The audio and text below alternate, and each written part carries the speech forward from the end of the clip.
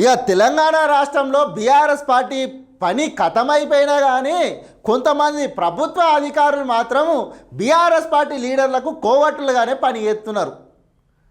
ఆ పార్టీ అనేది అసలు భూస్థాపితం అవుతుందంటే వీళ్ళు పోయి ఇంకా ఈ మన ఇప్పుడు ఉన్నటువంటి ప్రభుత్వం దగ్గర ఉన్నటువంటి ఈ ప్రభుత్వం దగ్గర పని చేస్తున్నటువంటి అధికారులు ఈడేం జరుగుతుంది అనేది మినిట్ టు మినిట్ అప్డేట్ వాళ్ళకి లీక్ చేస్తారు.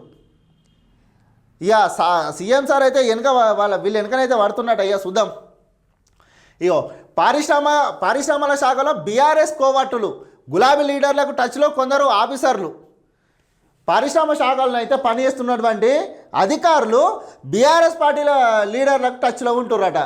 అసలు అధికారులు గింత దారుణంగా ఎందుకు తయారవుతున్నారు నాయన మీరైతే? అసలు ఓ ప్రభుత్వం ఉన్నది, ఓ ప్రభుత్వం జీతం ఇస్తున్నది. నీ బీఆర్ఎస్ ప్రభుత్వం ఉన్నప్పుడు మరి బీఆర్ఎస్ పార్టీ నాయకుల మోసేది నీళ్ళు ఆగిరో ఏం ఆగిరో మరి బీఆర్ఎస్ పార్టీ అధికారం పోయింది కదా, సపరేట్గా రాజీనామా చేసి సపరేట్గా ఇంటికాడ కూర్చోరు, ఉద్యోగానికి రాజీనామా చేసి ఆ బీఆర్ఎస్ పార్టీ నాయకుల దగ్గరికి పోయి వాళ్ళతో రాజకీయాలు చేసుకోపోర్రి. ఇంకా కూడా అసలు మారతలేరు.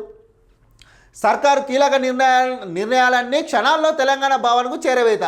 చూసిర్రా ఈడ ఏం జరుగుతుందో, ఈడ జరిగిన ఘటన, ఈడ జరిగే ఏ సమాచారం ఉందో జరిగిన గంట సేపట్లో బీఆర్ఎస్ భవనానికి అయితే ఏరుతుందట ముచ్చటన అయితే. చూడురియా ఇంత లీక్ చేస్తుర్రంటే అసలు దారుణం కదా. ఇటీవల కేబినెట్లో కొత్త ఇండస్ట్రీ పాలసీకి ఆమోదం, విధి విధానాలకు ఖరారు కాకముందే కారు లీడర్ల చేతికి వివరాలు. మొన్న కేబినెట్లో కొత్త ఇండస్ట్రీకి సంబంధించిన పాలసీకి సంబంధించింది అది ఆమోదం కాకముందే బీఆర్ఎస్ పార్టీ లీడర్లకు అయితే మొత్తం మ్యాటర్ అంతా లీక్ అయిందట. ఇంత దారుణం అసలు. అధికారులా ఉండుర్రి. వాటి ఆధారంగానే ప్రభుత్వంపై కేటీఆర్ విమర్శలు. మొన్న ఏదైతే కేటీఆర్ ప్రెస్ మీట్ పెట్టింది కదా, నిన్న పెట్టిన ప్రెస్ మీట్ ఉంది కదా, వాటిని బేస్ చేసుకునే కేటీఆర్ ప్రెస్ మీట్ అయితే పెట్టిండు. ఇట్లా పనిచేసే అధికారులు ఇట్లా ఏంది ప్రభుత్వం దగ్గర ఉన్నటువంటి ఎవరైతే సిగ్గుశరం లేకుండా పని చేస్తున్నారు ఉన్నా చూసారు అధికారులు, అదే కేటీఆర్ దగ్గర పోయి ఆయన బోట్లు నాకుండానో ఏదో పని చేసుకుంటా వాళ్ళ ఇంట్లో బాత్రూంలు కట్టుకుంటానో పని చేసుకోపోర్రి. అట్లా పని చేసుకోర్రి. కేటీఆర్ జీతం ఇస్తాడు. మీరు చేస్తున్న ప్రభుత్వ ఉద్యోగానికి రాజీనామా చేయర్రి. బొచ్చడు సంపాదించుకోరు కేటీఆర్ ఈయన 10 ఏళ్ళ వాళ్ళే ఇస్తారు పోరి ఉద్యోగాలు. ఇంత దారుణంగా తయారవుతారా ప్రభుత్వ ఉద్యోగాలు? లీక్ వీరులను గుర్తించే పనిలో రాష్ట్ర ప్రభుత్వం. ఇక సీఎం సార్ మొత్తం మీదనైతే ఎవడోడు ఇట్లా చేస్తున్న వాడినైతే ఇడిచిపెట్టకూరి. అసలు వాడిని ఉద్యోగం నుంచి తీసేసి వీళ్ళని లాస్ట్కి ఏం చేస్తారంటే వీళ్ళను మున్సిపాలిటీల ఉద్యోగాలు వేసి మోరీలు తీపిరు. వీళ్ళను పెద్ద పోస్టులు వేసుకుంటా పెద్ద ఉద్యోగాలు వేసుకుంటా గింత చిల్లర పనులు చేస్తారు. మీకంటే మున్సిపాలిటీ పని చేసే వాళ్ళైనా మంచిగా పని చేస్తారు విశ్వాసం కొద్దీ. రాష్ట్ర కాంగ్రెస్ ప్రభుత్వం అధికారంలోకి వచ్చి సుమారు 2 ఏళ్ళు కావస్తుంది. ప్రభుత్వం మారిన పరిశ్రమల శాఖలో పనిచేస్తున్న కొంతమంది ఆఫీసర్లు గత ప్రభుత్వానికి కోవట్టులుగా పనిచేస్తున్నారనే విమర్శలు ఉన్నాయి. తాజాగా ఆ శాఖలోకి తీసుకొస్తున్న కొన్ని కీలక నిర్ణయాలు గులాబీ లీడర్లకు క్షణాల్లో చేరినట్టు ప్రచారం జరుగుతున్నది. క్యాబినెట్లో జరిగే మీటింగ్ ఉన్నదో దానికి సంబంధించిన వివరాలు క్షణాల్లోనే బీఆర్ఎస్ పార్టీ లీడర్లకు అప్పచెప్తురట. ప్రభుత్వం నుంచి జీతం వస్తుంది కదా, ఎందుకోసం మీరు ఇట్లా చేస్తున్నారు? జీవో రాకముందే వివరాలు బయటకు.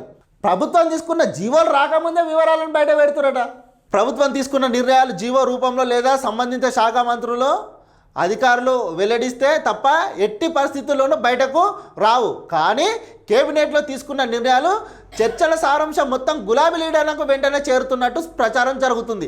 ఈ మధ్య జరిగిన కేబినెట్ సమావేశంలో హైదరాబాద్లో ఉన్న పరిశ్రమలకు ఔటర్ రింగ్ రోడ్డు అవతలు తరలించారని నిర్ణయించారు. అందుకోసం పరిశ్రమల శాఖ రూపొందించిన హిల్టప్ పాలసీని ఆమోదించారు. దీంతో ఇండస్ట్రియల్ పార్కుల్లో భూములు ఇతర అవసరాలకు ఉపయోగించుకునేందుకు వెసులుబాటు కలుగుతుంది. అందుకు సబ్ రిజిస్టర్ నిర్దేశించి భూముల ధరల్లో 30% సొమ్మును యజమానులు ఫీజుగా టీజీఐఐసికి చెల్లించాలి. ఈ పాలసీకి సంబంధించిన చిన్న విధి విధానాలు మొత్తం మీదనైతే ఈ పాలసీ తీసుకొచ్చారు కదా మొన్న కేబినెట్లో జరిగిన సంబంధించింది.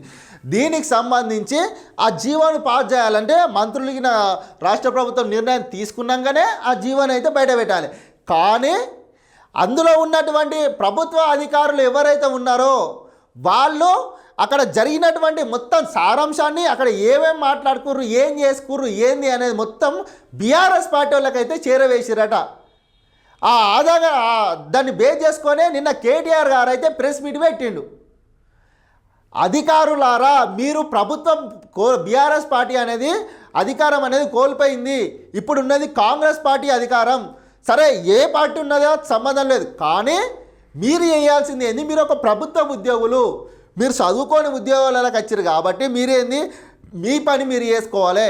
ఆడ ఏం జరుగుతుంది, ఈడేం జరుగుతుంది అని మీకు అవసరం లేదు. ప్రభుత్వం ఉన్నది, రాష్ట్ర మంత్రివర్గం ఉంది, వాళ్ళు చెప్పిన పని మీరు చేయాలి. ఈడే జరుగుతున్న ముచ్చట తీసుకొని ఆడ ఎప్పుడు ఏందా మీరు ఇట్లా మానుకున్నాడు బంద్ చేయరు, ఇట్లా చేసుడు. అధికారులు అంటే అందరికీ మంచి పేరు ఉండాలి, ఇట్లా చెడ్డ పేరు ఏకురి. మీ పని అయితే పడతాడు. రేవంత్ సార్ అయితే అస్సలు ఇచ్చిపెట్టాడు. ఎందుకంటే ఆయన ఎంతెంత చెప్తుండో అంతంత ఇంకా ఎక్కువ చేసిరు అనుకో, ఎవరిని కూడా ఇచ్చిపెట్టారు. జాగ్రత్తగా ఉండరు ఇక అధికారులు అయితే.